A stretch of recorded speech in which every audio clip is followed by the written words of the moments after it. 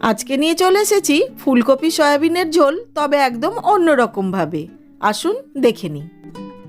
প্রথমে একটা মিক্সার জারের মধ্যে নিয়ে নিচ্ছি কয়েকটা ভিজিয়ে রাখা সয়াবিন আর এক মুঠো ভিজিয়ে রাখা মটর ডাল, একটা কাঁচা লঙ্কা, একটু আদা পেস্ট করে নিয়েছি একদম সুন্দর করে। যে মিক্সার জারের মধ্যে আগে ডালটা পেস্ট করেছি তার মধ্যে নিয়ে নিয়েছি টমেটো, ধনেপাতা, একটু আদা, একটা কাঁচা লঙ্কা, দিচ্ছি জিরে গুঁড়ো, ধনে গুঁড়ো, কাশ্মীরি রেড চিলি পাউডার দিয়ে আবারও একটা পেস্ট বানিয়ে নিয়েছি। এই যে এবার এই ডাল বাটার মধ্যে দিয়ে দিলাম কালো জিরে, হলুদ, লবণ আর বেটে রাখা পেস্ট। তার সাথে দিয়ে দিচ্ছি আগের থেকে ছোট করে কেটে ভাপিয়ে রাখা ফুলকপি, দিয়ে দিলাম অল্প একটু চিনি, একটু কোচানো ধনেপাতা দিয়েছি আর 1-1.5 চামচের মতন দিয়ে দিলাম গোটা পোস্তদানা। এবার সব উপকরণগুলোকে হাত দিয়ে খুব ভালো করে চটকে মেখে নিচ্ছি।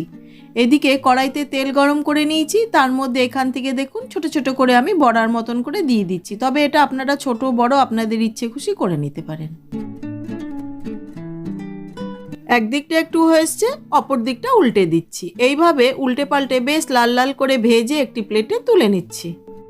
এবার একই তেলের মধ্যে দিয়ে দিচ্ছি একটা শুকনো লঙ্কা, অল্প একটু পাঁচফোড়ন আর অল্প একটু হিঙের পাউডার ফোড়নে। ফোড়নটাকে অল্প একটু ভেজে নিয়ে লম্বা পাতলা করে কেটে রাখা আলু দিয়ে দিলাম।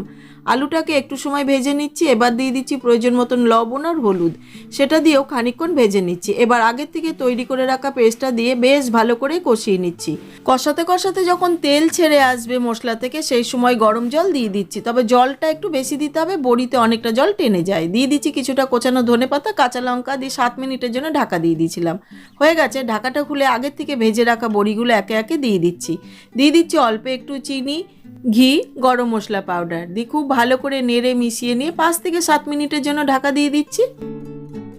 হয়ে গেছে। ঢাকাটা খুলে নিচ্ছি। আমি দেখাচ্ছি, দেখুন বড়িগুলো কত বড় বড় হয়ে গেছে। এবার একটি প্লেটে সার্ভ করে দিচ্ছি। এবার ওপর থেকে অল্প একটু ভাজা মশলা ছড়িয়ে দিলাম। একই ফুলকপি সয়াবিনের তরকারি, তবে খেতে কিন্তু একদমই অন্যরকম লাগে।